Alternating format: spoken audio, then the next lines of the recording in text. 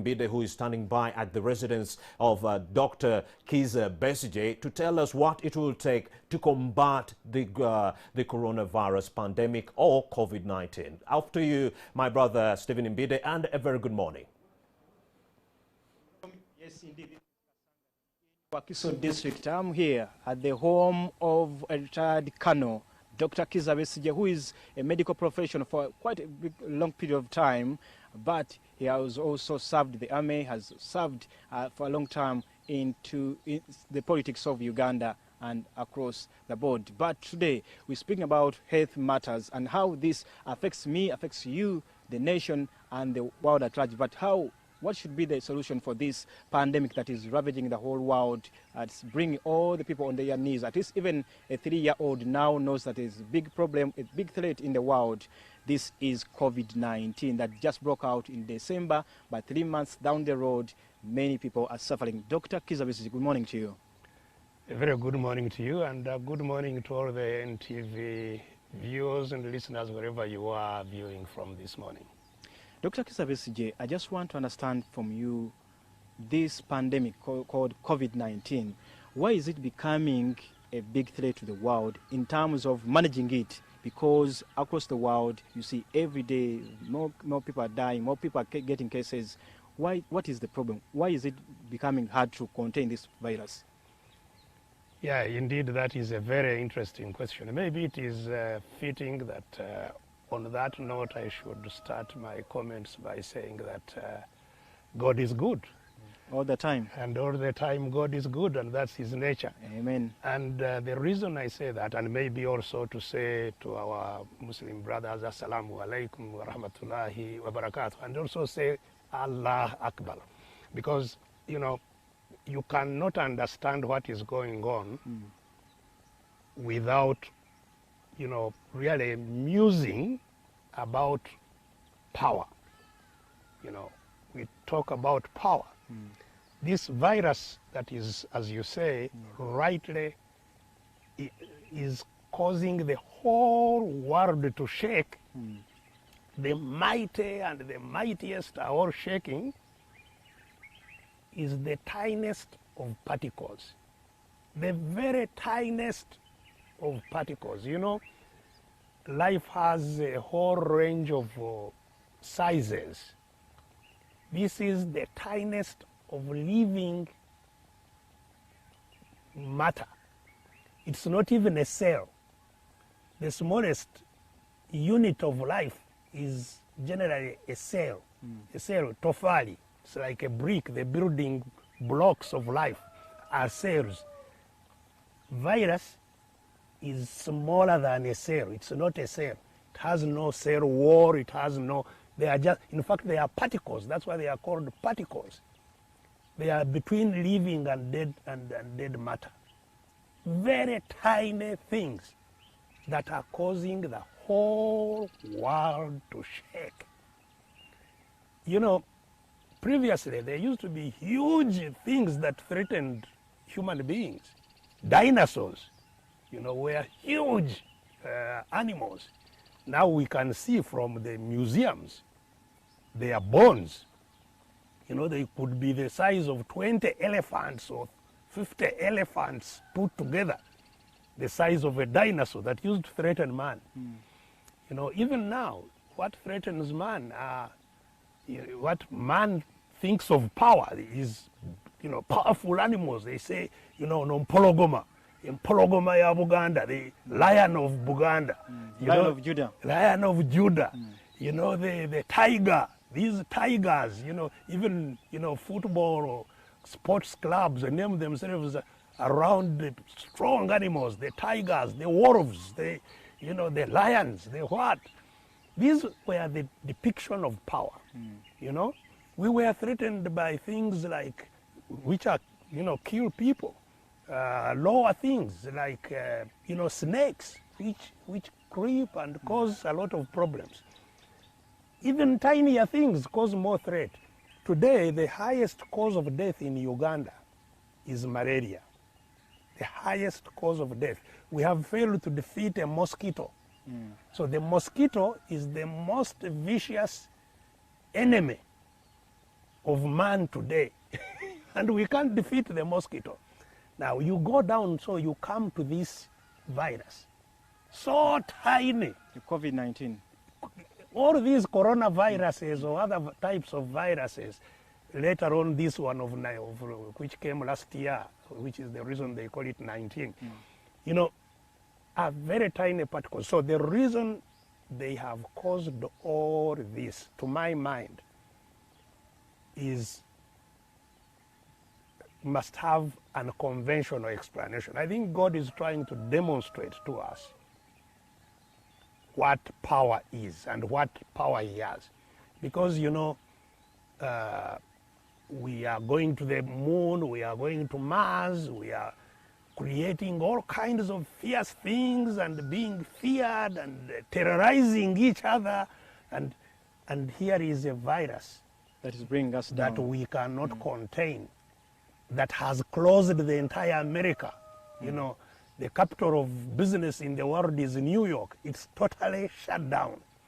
You know, so I think that is what it is about. Dr. Besigye, I also want to understand, China is doing much more better just where this disease or this virus broke out. What can we do as Africa, as Europe, as the whole world to learn? Can't we pick some lessons from maybe China? What are they doing? Maybe we can incorporate in our policies and our day-to-day businesses. Well, you see how countries respond or survive in this situation, as I have pointed out previously, really depends on three things. The first one is the governance, how you are organized as communities to survive, how you are governed. That is the first thing. If you have a strong governance system, you will survive better. If you have a weak, vulnerable governance system, you'll survive, you'll be less able to survive. The second thing is, which also comes from the governance system, is the healthcare system. What kind of healthcare system do you have in the country? And we can, you know, look a little deeper into that. But the third thing is what we call social capital. What systems of belief are there, you know, in the society? How do we trust those who are in authority? You know, if they say do this, do we really trust them? Do we believe them? Are they believable?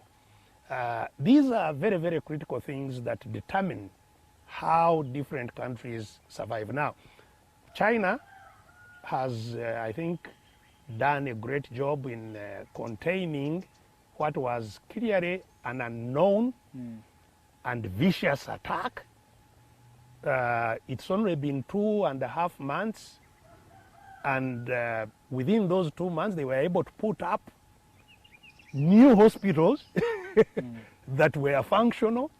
They were able to bring all kinds of resources that they had built into play. They were, I think, able to also take the right decisions to shut down the whole country, no movement.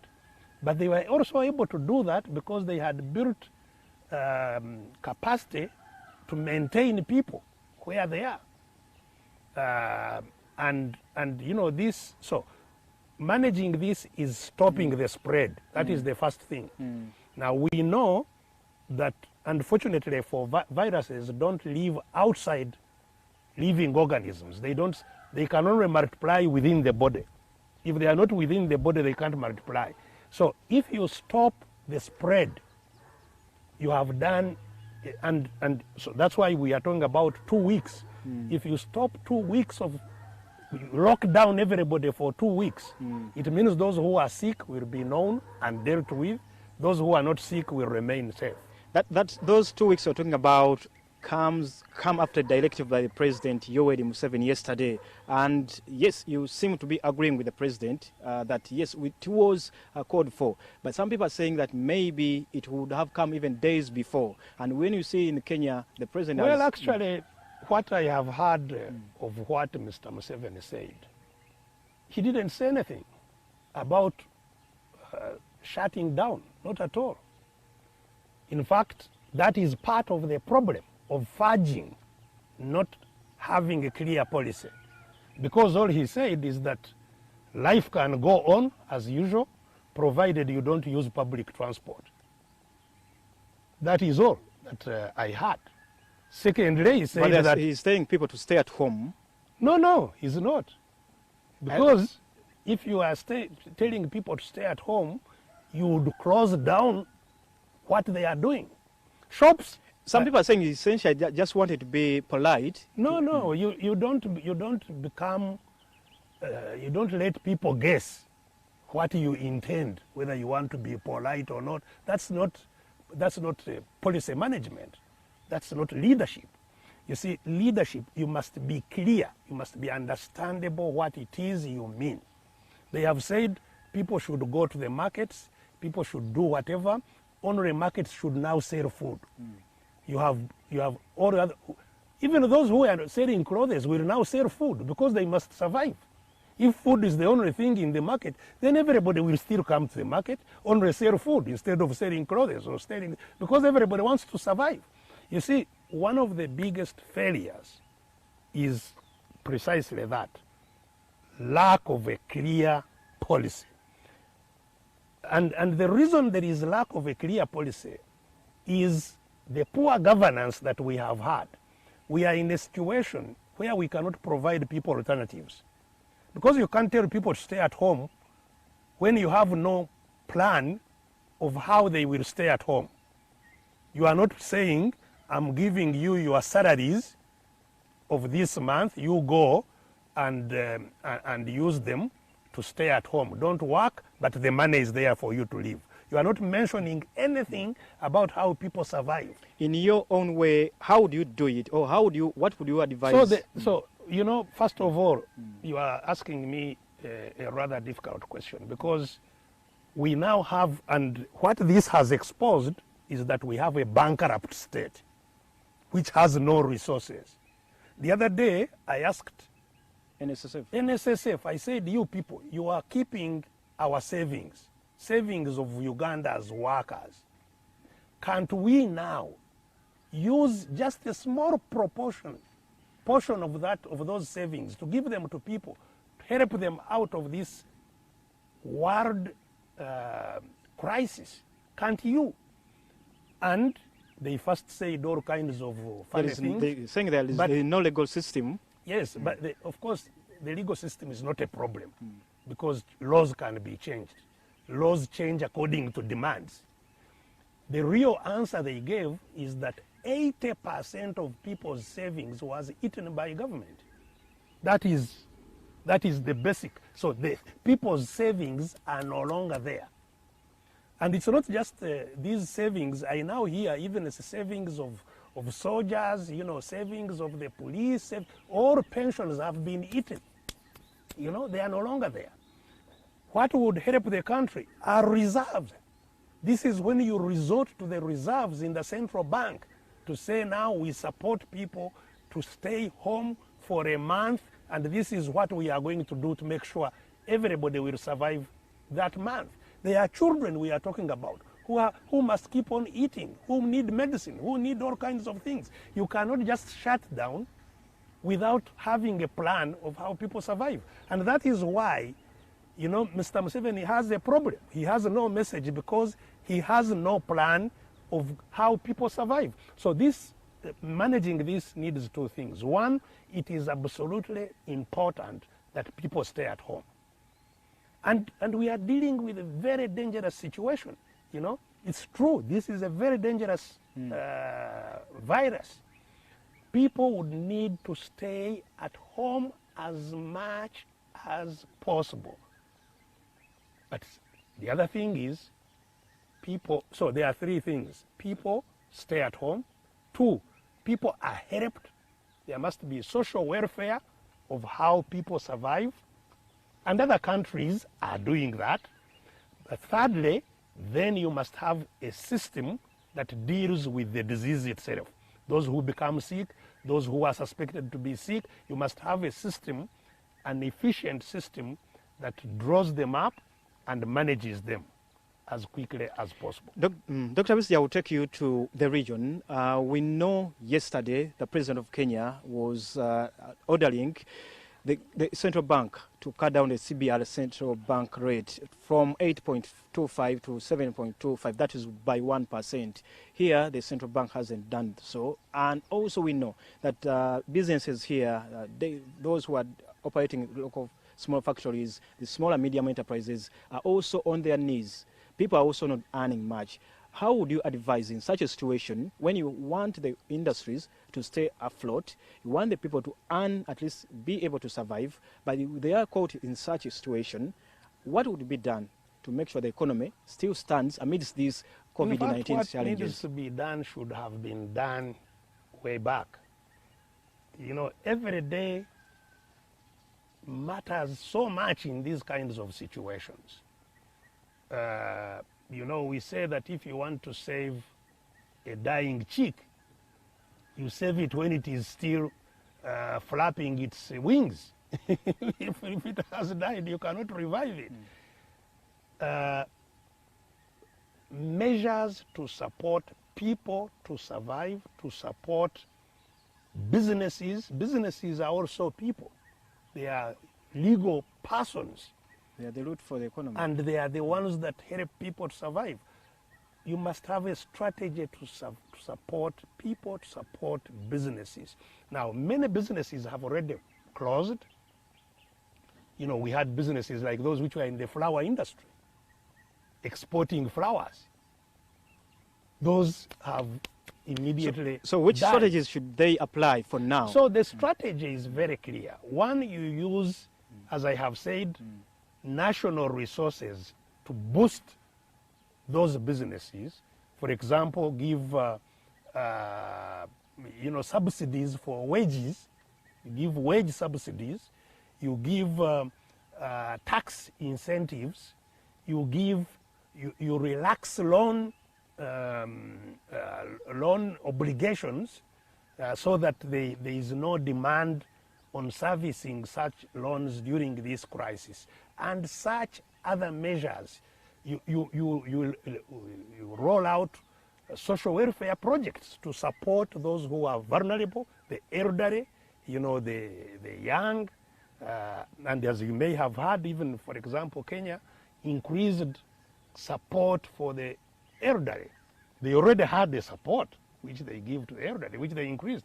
Here, you know, you'll just find people in their houses dead. Okay, now so many people watching you now on TV, they are sitting in their homes, they're not able to go to their places of work because the public transport, there is a ban on public transport. And now watching you, they are looking for a solution to know that now this is the time for me to survive. What would you advise that person who is just watching you now and wants to make sure that through these 2 weeks, and even we don't know when this will come to an end, but wants to keep surviving because very soon schools will be opening?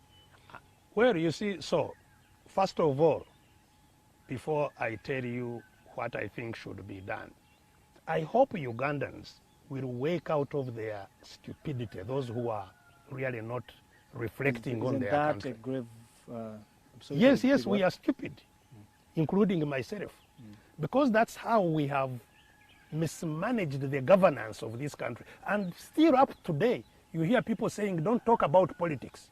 This is not time for politics. What we are suffering is politics. Politics is how communities govern, manage themselves.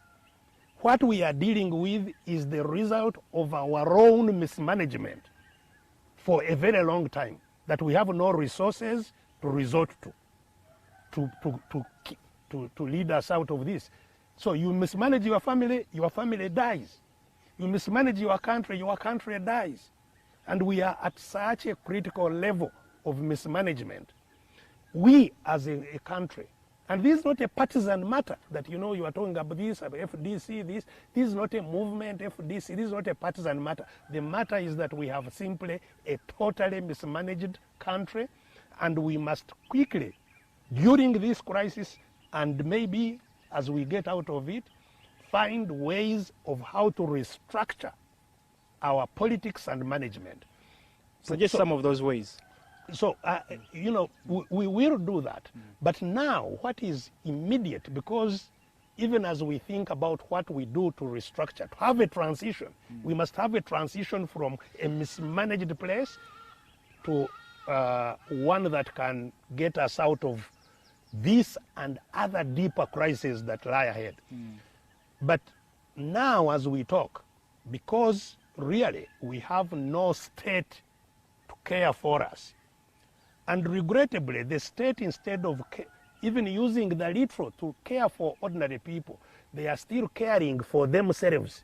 The few people who control power are still caring for themselves and loading it even further on the people. You have heard even the spread of this virus was because they did not subject themselves to the rules they have created. People were being smuggled out of airports without due process, without being quarantined.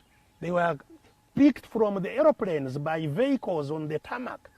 You know, big people in the government. You heard the minister saying they were picked from the airport to be taken to first-class hotels and so on and so forth. This is part of the problem. We are now locking up people's markets. Supermarkets are open for them.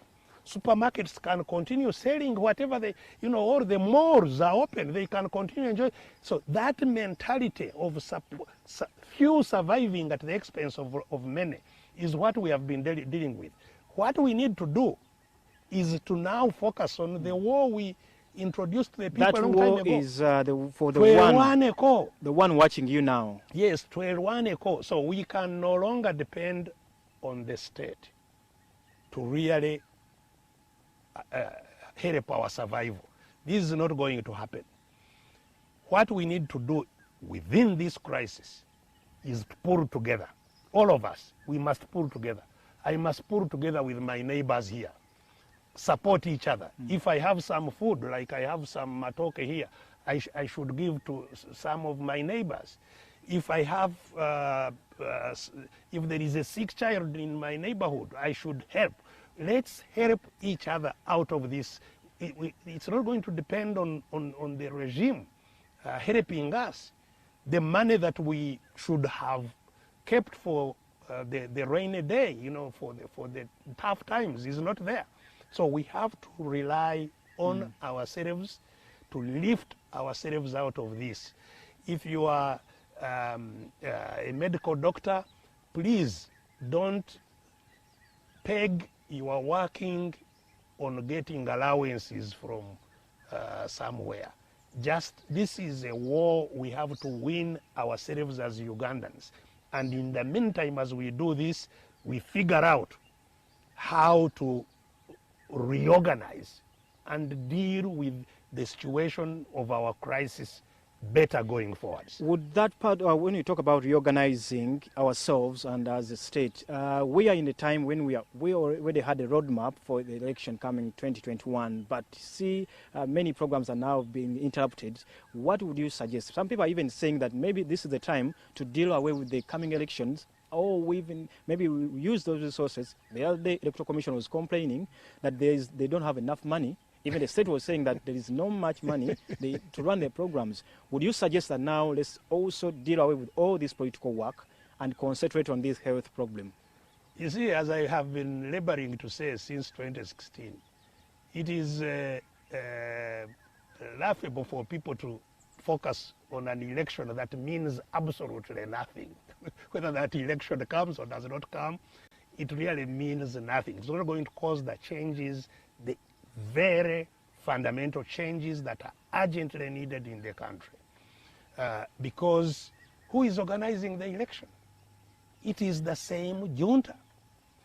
I have been explaining the state of total capture, state capture, which is what has brought us where we are, where the entire economy is controlled by a few people, where the Bank of Uganda is not an independent institution, but is directed by somebody to lift out billions upon billions of money and give them to individuals. Just this week, there was a case, an important, landmark case in one of the courts where they ruled that Mr. Basajja Balaba took 170 billion upon the directives of this. And how it is shared, we all know that it was compensation because State Council had given him some markets that were eventually removed, 170 billion. So the system of governance is a system of ownership by a few people. The entire population is totally marginalized. And that's why we are where we are. So talking about an election and people focusing on a program of this electoral commission of Mr. Byabakama, who himself should not be in office at all. We know that he's there illegally, you know, because he's still a serving judge. The law is very clear. He's a lawyer, he's a judge. He knows that he's in office illegally. So please, this is the time the country should totally forget about these elections, whether the government intends to hold them or not. It is within our means to reclaim our country and take it in a better Dr. direction. Now going away from that other side, I just also want you to tell the listener or the one who is viewing us now what that person should be looking at going forward. The industrialist, the one who is in the hospitality sector, who is already crying, the hotels, everywhere, people are not having any businesses. Everywhere we go, the situation, everyone is feeling the pinch, which we have been seeing elsewhere. Now going forward, what should we be doing? Talking about those policies and reorganization, what should we be doing moving forward? Well, I think as I started with you on this program, really the first thing that every Ugandan should do is to kneel down and pray. This is a matter that is beyond our competencies. We need God. We need supreme power to reign over such a hopeless situation. And I believe by the grace of God, we shall overcome this. Having said that, the next level is, as I have pointed out, helping ourselves. First of all, I would appeal for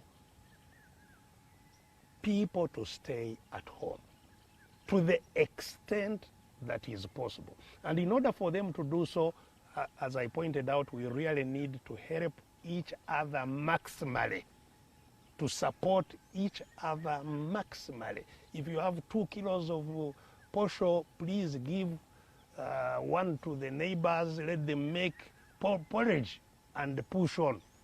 Let's help each other. If we can lock ourselves up for 2 weeks, within those 2 weeks, the sick will be known. And if you become sick, raise an alarm.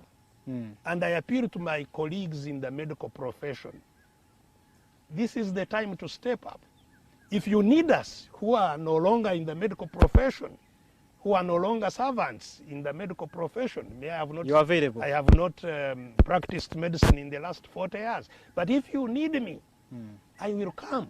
Let's help ourselves. Let's not look at, allowances and this. Let's help each other. Let's help the country overcome this. Okay. Regrettably, health is such an area that it cannot be organized on an individual basis. It really needs a state.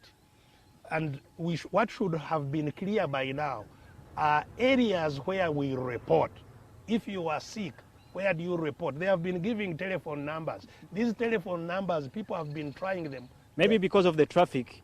But anyway, Doctor, as we wind up this conversation, I just also briefly, on a personal note, just want to understand how this situation has caught you in the web and how is it affecting you? Well, of course, the situation has took everybody by surprise. As I pointed out, Ugandans need, if to fight better, you need at a personal level to have a lot of immunity, to be eating well, to be avoiding things that weaken you, like not doing exercise, like smoking, like doing all this. Happily, I have tried to keep myself as fit as possible because I have been fighting. Sometimes when you are in bad situations, they end up helping you. So I have been living a life of struggle for me. It has found me with some ability to continue fighting. But in terms of resources, obviously, as a result of all this time of bad situation, I am just like all the other Ugandans. You know, some people tend to think that maybe me, I am rich or what, but my situation is poor. But even in my poverty, I'm not poor at heart. Whatever I have, I can and will share with all my colleagues. Thank you so much, retired Dr. Kizza Besigye. We've been coming to you straight from his compound here at the home here in Kasanga to Wakiso district. Thank you so much for allowing us into your beautiful home. I'm now going to be taking you back to studio where Romeo Busiku is looking at me. And of course, we have had the message from him and from wherever, from the Minister of Health, from the President. Let's also observe these guidelines that have been given here by the Dr. Kizza Besigye and everyone there who is concerned and as disseminated by the media. Stephen Mbidi on FFSW Chibuga taking you back to studio. Keep it here on Morning at NTV.